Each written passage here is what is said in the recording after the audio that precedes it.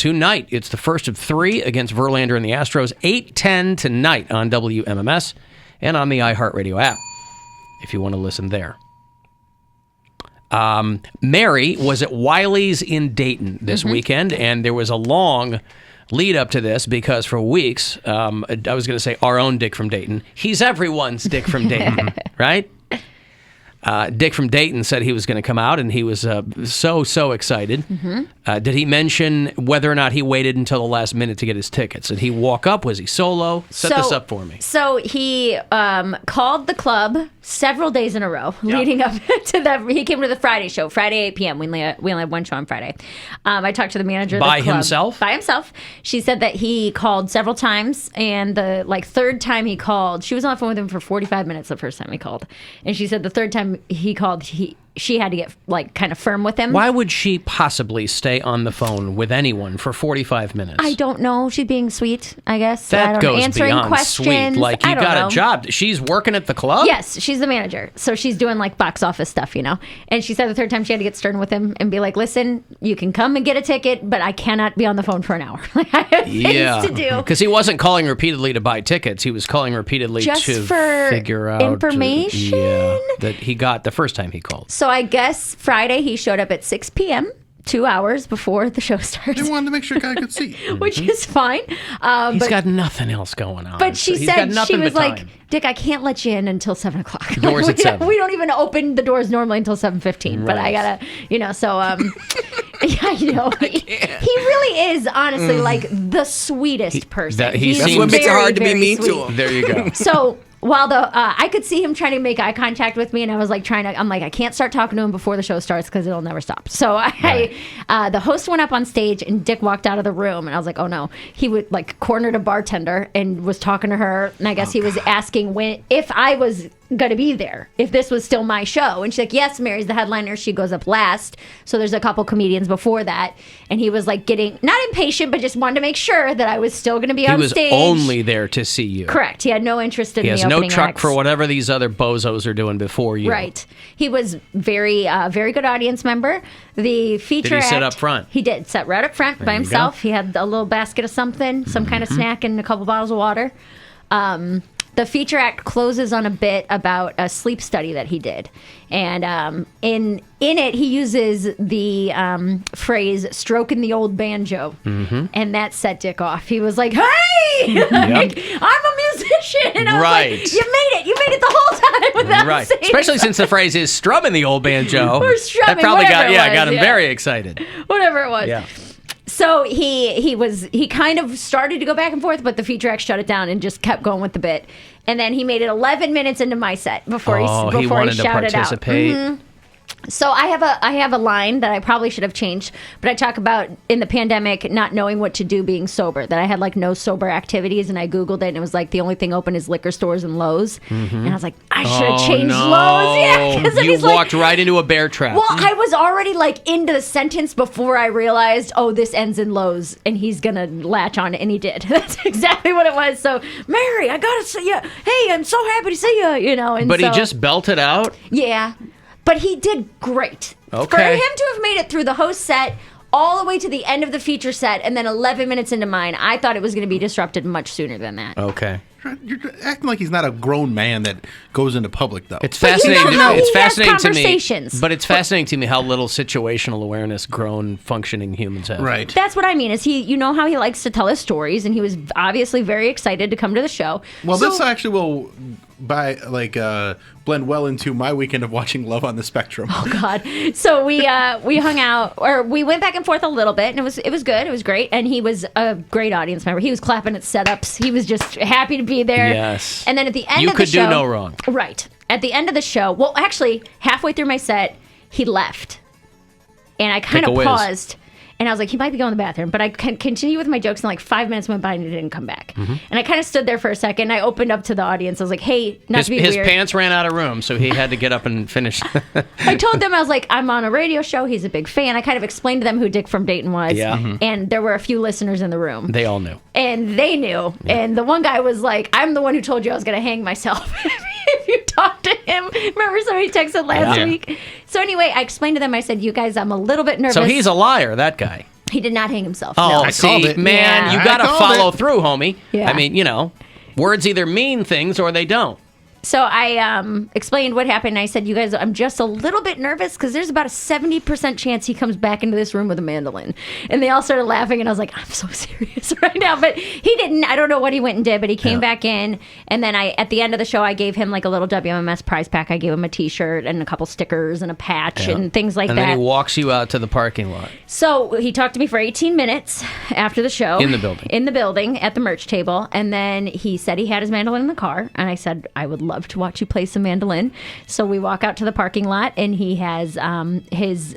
Boy, if it was anybody but Dick, Right. Oh, this right. this could have gone so many other ways. Hey, I've got my mandolin in my car. Right.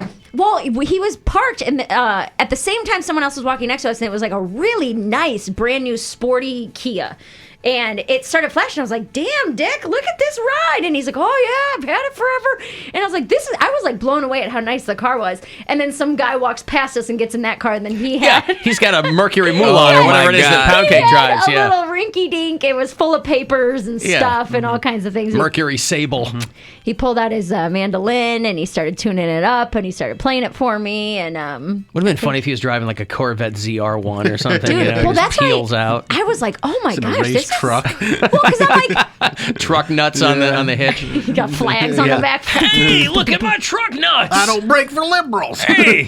Well, that's why I was so shocked. Where I was like, man, maybe he got like a severance package or something from retirement or some I'm money. rolling coal.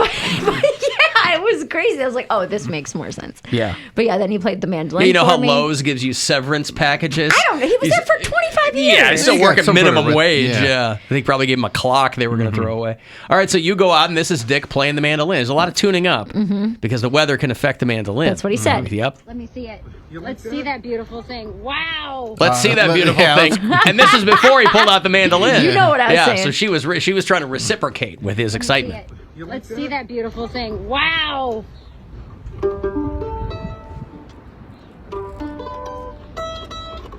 Give us a little something.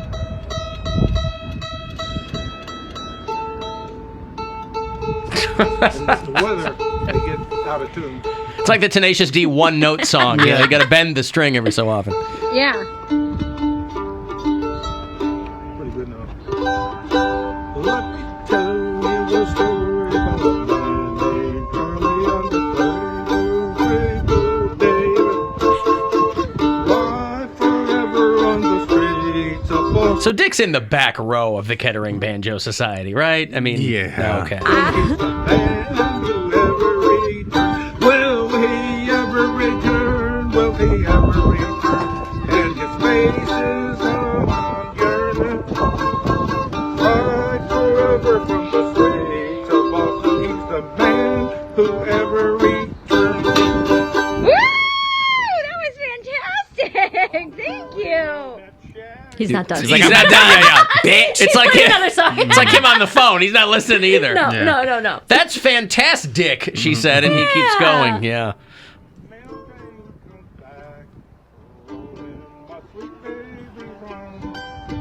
Where were you last Saturday night when I was in jail? Did he just learn to play mandolin? I don't mean to be mean, but that's All he talks not about is the mandolin, the good. dulcimer, the Considering banjo. how much he talks about it, I could get that good at mandolin by the end of the show today. This is like when my hipster neighbors, when I lived in Ohio City, used to jump the fence with their ukuleles and start. That's about as good as they sounded. I was a little surprised myself and then I didn't know if maybe The weather, Mary, it's out of tune. That's what he said. Warps the instrument. But I didn't know if Warp his maybe fingers? banjo and mandolin are very different. They're- that he's like maybe killer at banjo, and then this is just a newer I think instrument to they're him. different enough, except the banjo is more difficult. A banjo is a very difficult instrument to play. So maybe he has a harder time with simpler instruments. Maybe I don't know. It sounds like he just.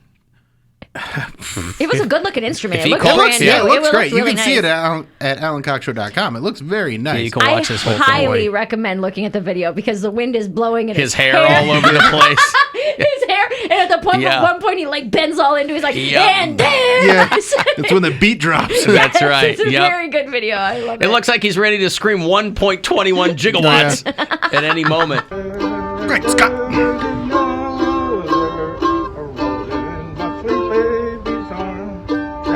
made that? I don't. Flatten Scruggs. That was beautiful, Dick. Thank you so much. Flat and Scruggs. Earl Scruggs and somebody named Flat, right? Yeah.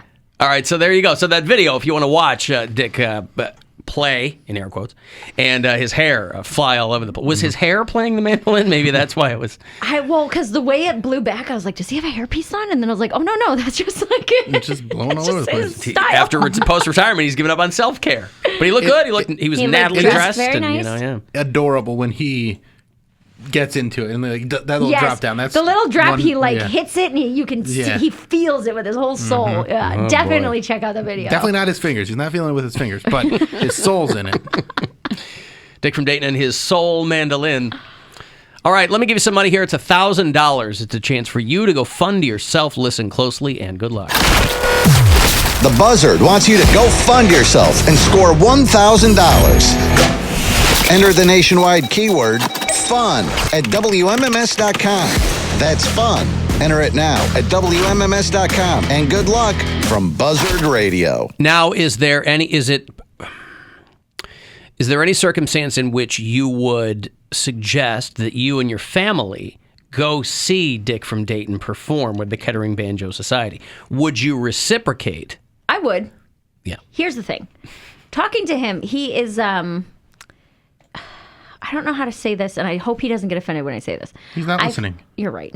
I felt a little sad the more we talked, because the more we talked, the more I realized I'm like, man, this guy doesn't have anybody to talk to. Like, that's why he spends all day calling radio stations. That's why I'm so curious about the girlfriend. Well, she wasn't there. He came by himself. She's never anywhere. Right.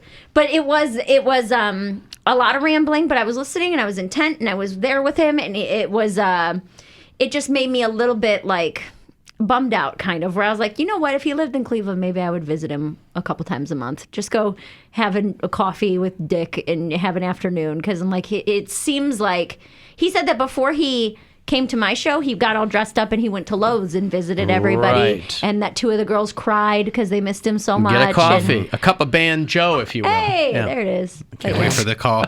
It's Dustin. I said I'd get coffee with you, Mayor, and you just blew me off, and now if old Dick comes up to Cleveland, you'd visit him once a week. I bet you bought him a new dulcimer with that GoFundMe money.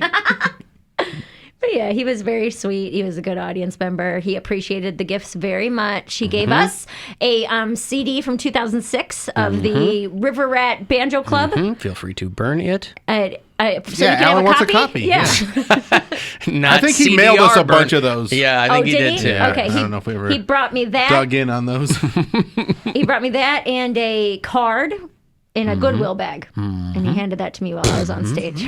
Equally illegible, I assume, yeah. I haven't opened it yet. I forgot. I'll bring it up and we'll open it in the break. But I mean, taking your family to see Dick from Dayton might be a fun thing to do this summer, Yeah, right? yeah, He's going to be out playing and doing things.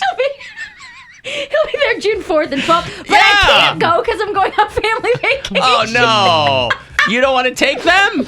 No. Oh. But I do have an idea for my family vacation that I want your guys' opinion on. It is a dark Bill, do we humor- have opinions on things? We have Okay, the right opinion on things. All right, we can drum a couple up. Here is my idea that I don't know if it's too dark or if it will upset people. I want to get a life-size cardboard cutout of my dad and bring it on vacation with us so we can like set it up around the house and he can be on vacation. I think that's with us. awesome. But do you What's think the matter it'll with make that? people, specifically the little kids, cry? No, I Who think the little cares? kids will think it's the most fun. Well, because I'm going through all these ideas in my head, and then I Kids was cry like, at the drop of a hat. I was like, some people are sensitive. My sister-in-law's really sensitive, and like people are grieving differently. And But everybody knows he's dead. everybody knows he's dead, but Yeah. I didn't want to show up with this giant life-size cardboard cutout of my dad Christmas lights in the eyes. and have people get upset about it. But Is it funny or but is that? isn't your family always upset about everything all the time anyway? I didn't want to start the vacation on a bad note, being the person who brought our dead dad. Listen, I know how the way you talked about your family over all these years, there's not going to be a good note that it starts on. Your brother's going to be like, I had to quit 3 jobs just to get here, take out a second mortgage on my house. The only way out is through, seemingly, Yeah. with your family. I don't think that that's an offensive thing. I think that it's... I was worried. Not everybody might find it as humorous as you do. The only thing but is there's something cathartic in it, I Your think. dad is a big guy, and that's a That's a big life. That's a lot of cardboard. That's a lot of cardboard to put in the car to travel up and there. that's what I thought about too. But I thought it would be funny, and then I started to get ideas that we could play like pin the bet slip on Papa, so everyone gets like a scratch. Well, that's a whole other thing. I mean, is that too much? having him, I mean, if you want to start with propping him up in the corner, that's one thing. Once you've integrated him into fun games, that's Is that another too thing. much? I don't know what's too much. I'm not a too much guy. I don't think anything's too much. So, because that was a very funny idea I had. I'm thinking about this when I'm driving home from Dayton yesterday. It's a 3.5-hour drive, and I was like, I should get a cardboard cutout. And I was like, oh, I could buy scratch-offs, and then everyone could try to tape the scratch-off to his hand, like pin the tail on the donkey. Listen. But I didn't know if other people would find that funny or if they would find that super messed up. How about just take a page from the Bill Squire playbook here, pin the tail on the donkey chips. Oh. And then that way it's not connected to your dad, but I assume your dad enjoyed chips. Yeah. So there's a connection there, right? So get a bunch of tails. Yes, the Hang up a toughest bunch of chips in chips. town, I'm told. Yeah. No, I don't think there's anything wrong with that. Okay. Because I think it's funny. I think it's funny too, but because there's gonna be a lot of kids. Now, it depends on what photo you use. Don't use a photo of him in repose. No, I'm not gonna put the one they showed us at the morgue. That's what I'm saying. So it all comes down to what photo you use. No, just like Don't use that one. Just like a standing, smiling photo. But I wanted normal people's opinions before I ruined our family vacation. I don't know that that's going to ruin. I think anybody who has their vacation ruined by that. They were looking for it to be ruined maybe anyway. lighten up a little bit, or I mean, mad, you can't but- tell anybody how to feel, but I was more worried that people would get upset, like seeing him, and it would like hit home that he's not there. but don't they or- all have photos of him? Yeah. And and it's not the first year. It's Yeah. I think it's kind of cute. Okay. We could be wrong. Yes. But- I asked my younger sister today, her and I had breakfast, and I asked her, I was like, hey, you think this is a funny idea? She goes, I do not think that that's funny at all. And I was like, really? What does she know? Wait, who said this? My younger sister, but she's been grieving more heavily the last few months, where hers, I grieved real heavy right away. It's taken her a while to really start to kind of feel things. So that's when I was like, oh, maybe this isn't a great idea. I guess. I mean, again, I don't understand how they're mutually exclusive. Like, even if she's, I don't know why having a cutout of your dad. I would think everybody would be happy to see him. But it's not him. So it would be Well, they're not funny. going to see him. Right. It would be funny at first, and then it would just be a reminder that he's dead. Where we don't need But to have everybody that there. knows he's dead. But there's not a giant 400-pound cardboard cutout. It might help them get over it. Could you honestly. imagine if it was like life, Yeah, 400 like pounds of bouncing. cardboard? It's Yeah. a beanbag full of concrete. Why did Mary come to vacation in a U-Haul? Oh, she had the dad cutout. Well, I think let's agree on this. You've asked the wrong people if it's too much. I don't think it's too much. Well, nor do I. But if you're worried about starting the family vacation off on the wrong foot, Or I could leave and him you in the already car. have one person in the no column.